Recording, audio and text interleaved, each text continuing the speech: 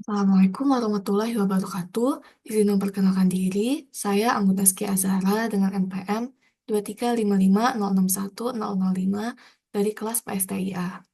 Di sini saya akan menjelaskan mengenai arsitektur topologi pada Balai Teknik Kesehatan Lingkungan dan Penanggulangan Penyakit atau BTKLPP untuk memenuhi tugas mata kuliah jaringan komputer.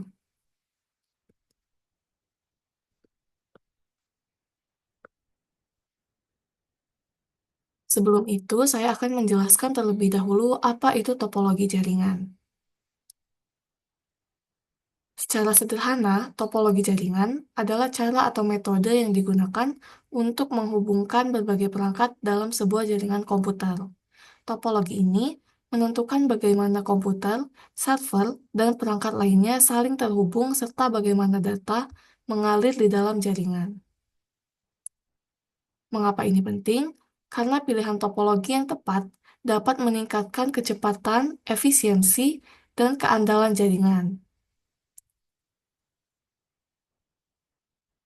Selanjutnya, sebelum kita masuk ke jenis-jenis topologi, ada dua konsep utama yang perlu kita pahami terlebih dahulu, yaitu topologi fisik dan topologi logik. Topologi fisik mengacu pada bagaimana perangkat benar-benar terhubung secara fisik. Ini mencakup penggunaan kabel, switch, router, dan perangkat jaringan lainnya. Contohnya ada topologi yang membentuk lingkaran atau topologi ring, kemudian ada yang membentuk garis lurus, topologi bus, atau bintang, star.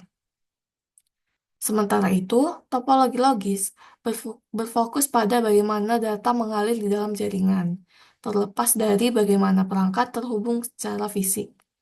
Misalnya, meskipun secara fisik sebuah jaringan berbentuk bintang, data bisa saja mengalir seperti dalam topologi bus dengan bantuan protokol tertentu. Selanjutnya, jenis-jenis topologi jaringan. Yang pertama itu ada topologi bus. Dalam topologi ini, semua perangkat terhubung ke satu kabel utama. Keunggulannya, topologi ini sederhana dan hemat biaya karena membutuhkan lebih sedikit kabel. Namun, kelemahannya adalah jika kabel utamanya mengalami gangguan atau putus, seluruh jaringan akan terhenti. Selanjutnya ada topologi ring. Setiap perangkat dalam jaringan terhubung ke dua perangkat lainnya, membentuk sebuah lingkaran. Keuntungannya, data mengalir dalam satu arah, mengurangi kemungkinan tabrakan data. Kekurangannya, jika satu perangkat mengalami masalah, seluruh jaringan bisa terganggu. Selanjutnya itu ada topologi star. Semua perangkat terhubung ke satu perangkat pusat, biasanya hub atau switch. Ini adalah topologi yang paling umum digunakan karena lebih stabil dan mudah dikelola. Namun, ia memiliki kelemahan, yaitu jika hub atau switch-nya mengalami kerusakan, seluruh jaringan akan terpengaruh. Kemudian selanjutnya ada topologi mesh. Dalam topologi ini, setiap perangkat terhubung langsung ke perangkat lain, menciptakan koneksi yang lebih andal. Keunggulannya adalah ketahanan yang tinggi terhadap gangguan, karena jika satu jalur gagal, data masih bisa mengalir melalui jalur lain. Namun, kelemahannya adalah biaya yang lebih tinggi karena membutuhkan banyak kabel dan konfigurasi yang kompleks. Selanjutnya itu arsitektur topologi dari Balai Teknik Kesehatan Lingkungan dan Penanggulangan Penyakit BTKLPP. Pada gambar ini, pada gambar pertama, di sini kita dapat melihat struktur jaringan, eh, yaitu ada cloud. Cloud ini melambangkan sumber koneksi internet yang digunakan oleh jaringan ini. Internet yang terhubung langsung ke router utama melalui jaringan kabel. Selanjutnya ini ada router utama. Router ini berfungsi sebagai penghubung utama antara jaringan internal dengan internet. Router ini kemudian mendistribusikan koneksi ke perangkat lain dalam jaringan. Selanjutnya ada access point. Dari router, jaringan disebarkan melalui access point yang memungkinkan perangkat seperti laptop untuk terhubung ke jaringan secara nirkabel atau Wi-Fi. Ini menunjukkan bahwa jaringan ini lebih berfokus pada koneksi wireless dibandingkan dengan jaringan kabel.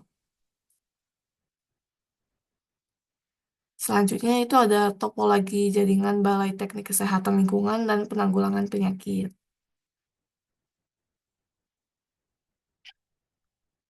Jadi di sini kita dapat melihat terdapat router utama. Router ini berfungsi sebagai pusat kendali utama jaringan. Router ini terhubung langsung ke 4 buah switch, yaitu switch gedung utama lantai 1, switch gedung utama lantai 2, switch gedung laboratorium, dan switch PTMT, switch 3. Kemudian, switch-switch ini berbeda dengan jaringan sebelumnya. Di sini kita melihat beberapa switch. Ini digunakan untuk menghubungkan sebagai penghubung utama dalam berbagai perangkat.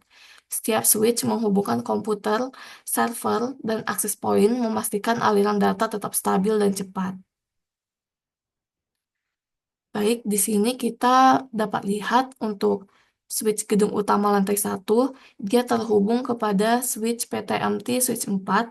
Kemudian dari sini dia juga terhubung kepada PC atau laptop dan access point. Switch utama tadi juga terhubung ke 4 buah laptop atau PC. Kemudian di switch gedung utama lantai 2, dia terhubung kepada 4 buah PC dan juga switch MT atau switch 5 yang juga terhubung kepada akses point gedung utama lantai 2 dan sebuah PC.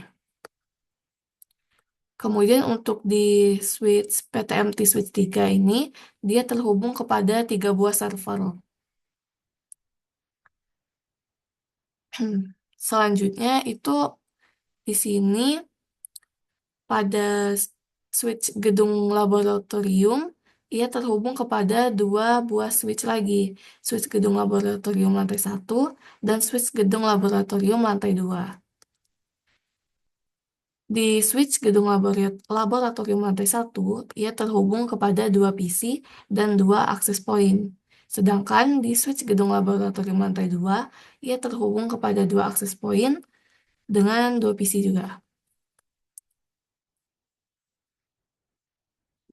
Baik, sekian penjelasan dari saya. Saya akhiri. Mohon maaf apabila ada salah kata. Wassalamualaikum warahmatullahi wabarakatuh.